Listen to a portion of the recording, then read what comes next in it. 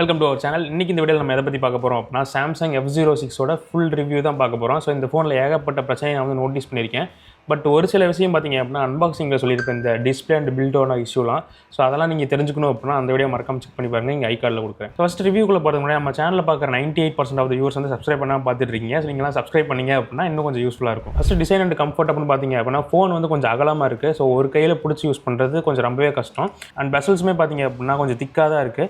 ஏன்னா இப்போ ஒரு சில ஃபோன்ஸில் இன்னும் கொஞ்சம் தின்னராக ஆக்கிட்டு இருக்காங்க இந்த பட்ஜெட்டில்.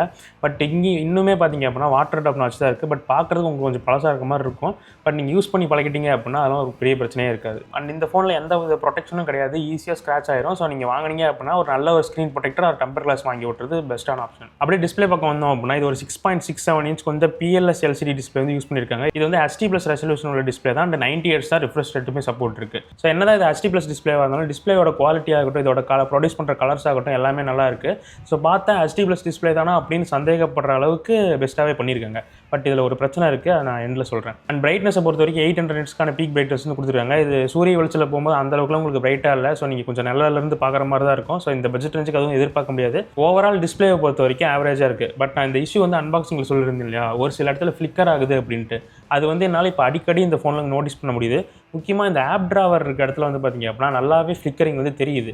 பட் இதெல்லாம் சாஃப்ட்வேர் அப்டேட்டில் ஃபிக்ஸ் பண்ண முடியுமான்னு எனக்கு வந்து சீரியஸாக தெரியல. இது வந்து எனக்கு தெரிஞ்ச ஹார்ட்வேர் இஷ்யூவாக தான் இருக்கும் இந்த PLS பேனல்னால. ஸோ பட் இப்படி ஒரு பிரச்சனை இருக்குது, அதை வந்து தெரிஞ்சுக்கோங்க. ஸோ ஓவராலாக டிஸ்பிளே வைஸ் பார்த்தோம் அப்படின்னா அந்த ஒரு பிரச்சனையை தவிர மீது எல்லாமே ஓகே தான், ஆவரேஜாக இருக்குன்னு சொல்லலாம். அடுத்து சாஃப்ட்வேர் சைடு வந்தோம் அப்படின்னா Android 15 One UI 7.0 out of the box கொடுத்துருக்காங்க. ஸோ ரொம்பவே ஒரு நல்ல விஷயம் தான் One UI 7.0 கொடுத்துருக்குறது.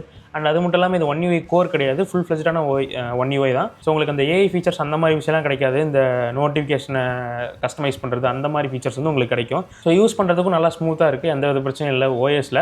பட் இந்த OSல வந்து பார்த்திங்க அப்படின்னா சாம்சங்கோட ஆப்ஸே ப்ளோட்வேர்ஸ் மாதிரி தான் இருக்கும். ஊருப்பட்ட ஆப் வந்து கொடுத்துருப்பாங்க. அதெல்லாம் நீங்கள் அன்இன்ஸ்டால் பண்ணிட்டீங்க அப்படின்னா இன்னும் உங்களுக்கு கொஞ்சம் ஸ்பேஸ் சேவிங்காக இருக்கும். ஸோ ஆப்ஸ் மாற்றி ஸ்விட்ச் பண்ணுறதுக்கும் கொஞ்சம் ஈஸியாக இருக்கும். அப்டேட்ஸை பொறுத்த வரைக்கும் 4 வருஷத்துக்கான ஆண்ட்ராய்டு அப்டேட், 4 வருஷத்துக்கான செக்யூரிட்டி அப்டேட் வந்து கொடுத்துருக்காங்க. இதெல்லாம் இப்போ நம்மளால் சொல்ல முடியாது என்னென்ன ஃபீச்சர்ஸ் வரப்போகும் இல்லை கட் பண்ணி விடுவாங்க அப்படின்னா. இதெல்லாம் 4 வருஷத்துக்கு அப்புறம் பார்த்தா தான் தெரியும். ஸோ அதை பற்றி சொல்கிறதுக்கு வேறு ஒன்றும் இல்லை. அடுத்து கேமரா செட்டப் பண்ண வந்தோம் அப்படின்னா டியூவல் கேமரா செட்டப் வந்து கொடுத்துருக்காங்க. ஒரு 50 மேப்ஸ்க்கான மெயின் சென்சார் இருக்குது. இதில் எடுக்கக்கூடிய டேலைட் இமேஜஸ்லாம் ஓகேவாக இருக்குது. ரொம்ப சூப்பராகவும் இல்லை, ரொம்ப குறை சொல்கிற மாதிரியும் இல்லை. இந்த பட்ஜெட்டுக்கு நல்ல லைட்டிங் கண்டிஷனில் நல்ல இமேஜ் வந்து எடுக்க முடியும். பட் ஷட்டர் ஸ்பீடு வந்து ரொம்ப ஸ்லோவாக தான் இருக்குது. ஸோ இப்போ நார்மலாக இந்த ஃபோன் வந்து வெறும் இந்த டாக்குமெண்ட் ஸ்கேன் பண்ணுறது, சும்மா அந்த ஃபோட்டோ வந்து நீங்கள் ரொம்ப பெருசாக யூஸ் பண்ண மாட்டீங்க. பட் இப்போ யாருக்காவது அனுப்பணும், நீங்கள் ரொம்ப அந்த இமேஜஸ்லாம் ஸ்டோர் பண்ணுவீங்க யூஸ் பண்ணுவீங்க அப்படின்னா அதுக்கெல்லாம் இந்த ஃபோன் வந்து கேப்பபிளாக இருக்காது. ஸோ செல்ஃபி கேமராவும் அதே கண்டிஷன் தான். 8 மேப்ஸ்க்கான செல்ஃபி கேமரா வந்து யூஸ் பண்ணியிருக்காங்க. இதுவுமே லைட் இருக்க வரைக்கும் நல்லா பெர்ஃபார்ம் பண்ணுது. கொஞ்சம் லைட்டு கம்மியானா கூட அதோட வேலையை கட்டிடுது. நீங்கள் வந்து எடுக்கும் போதே பார்த்தீங்க அப்படின்னா ரொம்ப ஸ்டேபிளாக பிடிச்சி எடுக்கிற மாதிரி இருக்குது. கொஞ்சம் ஆட்டினீங்கன்னா கூட பார்த்தீங்க அப்படின்னா இமேஜ் பிளராக தான் இருக்குது. ஸோ இதுவுமே பார்த்தீங்க அப்படின்னா ஆவரேஜான ஒரு செட்டப் தான். வீடியோ பார்த்தீங்க அப்படின்னா ஃபுல் HD 30 FPS எடுத்துகிட்டு இருக்கோம். ஸோ வீடியோ குவாலிட்டி எப்படின்னு பாருங்கள். சுற்றி நாய்ஸ் பயங்கரமாக இருந்துட்டு தான் இருக்குது. ஸோ அதெல்லாம் எப்படி பிக்கப் ஆகுதுன்னு பாருங்கள். ஸோ ஈவினிங் ஆகிடுச்சு, ஒரு 6 மணி ரேஞ்சில் தான் ஷூட் பண்ணிட்டுருக்கேன். ஓகே தான், ரொம்ப குறை சொல்ல மாதிரி இல்லை, டீசெண்டாக இருக்குது. ஸோ இந்த வீடியோ பார்த்தீங்க அப்படின்னா ஃபுல் HD 30 FPSல ஃப்ரண்ட் கேமராவில் எடுத்துகிட்டு இருக்கோம். ரியர் கேமரா எடுத்துகிட்டு இருக்கோம். ஸோ வீடியோ குவாலிட்டி எப்படி இருக்குன்னு பாருங்கள். கொஞ்சம் ஜிட்டர் இருந்துட்டு தான் இருக்குது. பட் இந்த ப்ரைஸ் ரேஞ்சுக்கு ஓகே தான், நல்லா தான் பர்ஃபார்ம் பண்ணுது. ஃபோட்டோஸோட எனக்கு நம்ம வீடியோகிராஃபியில் கொஞ்சம் பெட்டராக இருக்க மாதிரி தோணுது. அடுத்து ப்ராசஸர் அப்படின்னு பார்த்தோம் அப்படின்னா மீடியாடெக்கோட Dimensity 6300 வந்து யூஸ் பண்ணியிருக்காங்க. இதை யூஸ் பண்ணி உங்களால் பெரிய கேம்ஸ்லாம் ப்ளே பண்ண முடியாது. பப்ஜிலாம் பார்த்திங்க அப்படின்னா ஓப்பன்லாம் ஆகும், ப்ளேலாம் பண்ணலாம். பட் அதில் லோ ஸ்ட்ரிங்ஸில் விளாடும் போதே உங்களுக்கு வந்து ஏகப்பட்ட லேக் வந்து தெரியும். ஏன்டா கேம் விளாட்றவங்க அளவுக்கு உங்களுக்கு வந்து தோணும். பட் நான் அன்பாக்சிங்கில் சொன்ன மாதிரியே பார்த்திங்க அப்படின்னா திரும்ப இன்னொரு சான்ஸ் கொடுத்து பப்ஜி வந்து விளாண்டு பார்த்தேன்.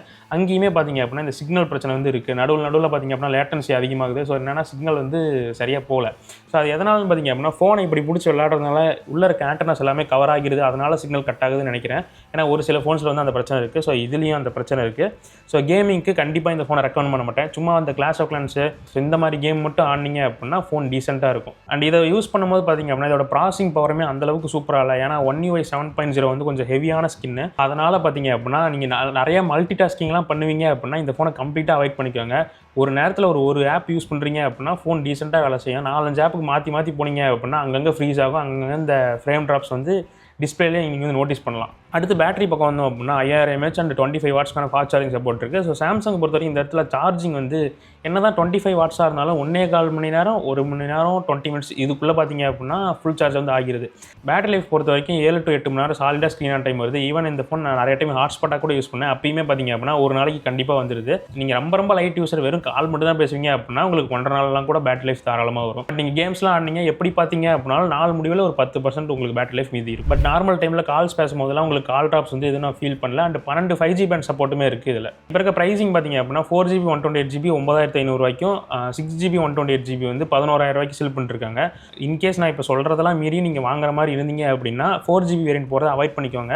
ஸோ உங்களுக்கு யூஸ் பண்ணுறதுக்கும் அந்தளவுக்கு ஸ்மூத்தாக இருக்காது. ஸோ 6GB போகிறது பெட்டரான ஆப்ஷன். ஏன்னா இது 4 வருஷம் அப்டேட் தரேன்னு சொல்லியிருக்காங்க. ஸோ அதெல்லாம் தாங்கணும் அப்படின்னா 6GBயாவது நீங்கள் போனீங்கன்னா தான் பெட்டராக இருக்கும். ஸோ இப்போ நான் சொன்ன 9500 ரூபாய்க்கு நீங்கள் வாங்கலாமான்னு கேட்டிங்க அப்படின்னா இந்த ஃபோனில் சார்ஜர் வராது. அதுக்கு நீங்கள் ஒரு 1000 ரூபா செலவு பண்ணுற மாதிரி இருக்கும். அப்படி பார்த்தீங்க அப்படின்னா 10500 ரூபா பார்த்தீங்க அப்படின்னா சார்ஜ் ஆகும். பட் அதே ப்ரைஸுக்கு போக்கோ M7 ப்ளஸ்லாம் பார்த்தீங்க அப்படின்னா இதை விட பெட்டரான ஃபோன்ஸு, அதில் சார்ஜரும் பார்த்தீங்க அப்படின்னா பாக்ஸ்லேயே வந்துடும். ஸோ அந்த மாதிரி ஃபோன்ஸ் போகிறது என்ன கேட்டால் பெட்டரான ஆப்ஷன். ஸோ இந்த ஃபோனை எதுக்கு தான் லான்ச் பண்ணியிருக்காங்க, யார் தான் வாங்கலாம்னு பார்த்தீங்க அப்படின்னா வாங்கினா சாம்சங்கில் மட்டும் தான் வாங்கினா அடம்பிடிச்சி நிறைய பேர் இருப்பாங்க தெரியுமா. உங்கள் பட்ஜெட்டே வெறும் கரெக்டாக 10000 ரூபா தான், வாங்கினா சாம்சங் ஃபோன் தான் வாங்குவேன் அப்படின்னா இந்த ஃபோனை கன்சிடர் பண்ணுங்கள். அண்ட் இதை வாங்கிட்டு பிரைமரி ஃபோன் மாதிரி யூஸ் பண்ணுங்கன்னு நினச்சிங்க அப்படின்னா கண்டிப்பாக ரொம்ப கஷ்டப்படுவீங்க. இப்போயே சொல்கிறேன். இப்போ ஒரு சிலர்லாம் பார்த்தீங்க அப்படின்னா 2 ஃபோன் வச்சிருப்பாங்க. வெறும் இன்னொரு ஃபோன் வந்து பார்த்தீங்க அப்படின்னா ஒரு ஃபோனை பிரைமரியாக யூஸ் பண்ணிட்டு இன்னொரு ஃபோனை வெறும் கால் பேசுறதுக்கு மட்டும் ஒரு சிம் போட்டு வச்சிருப்பாங்க. அந்த மாதிரி நீங்கள் வச்சிருந்தீங்க அப்படின்னா இந்த ஃபோன் நல்லாயிருக்கும். மற்றபடி இதை நீங்கள் ஹெவியாலாம் யூஸ் பண்ண போகிறீங்க அப்படி இப்படிலாம் சொல்லிட்டு இருந்தீங்க அப்படின்னா இந்த ஃபோன் வேலைக்கே ஆகாது. ஸோ இதுதான் என்னோட F06 ரிவ்யூ. இதை பற்றி நீங்கள் என்ன நினைக்கிறீங்க அப்படின்னு கமெண்ட் செக்ஷனில் சொல்லுங்கள். இந்த வீடியோ பிடிச்சிருந்துச்சு அப்படின்னா சப்ஸ்கிரைப் பண்ணிக்கோங்க. அடுத்த வீடியோவில் பார்க்கலாம்.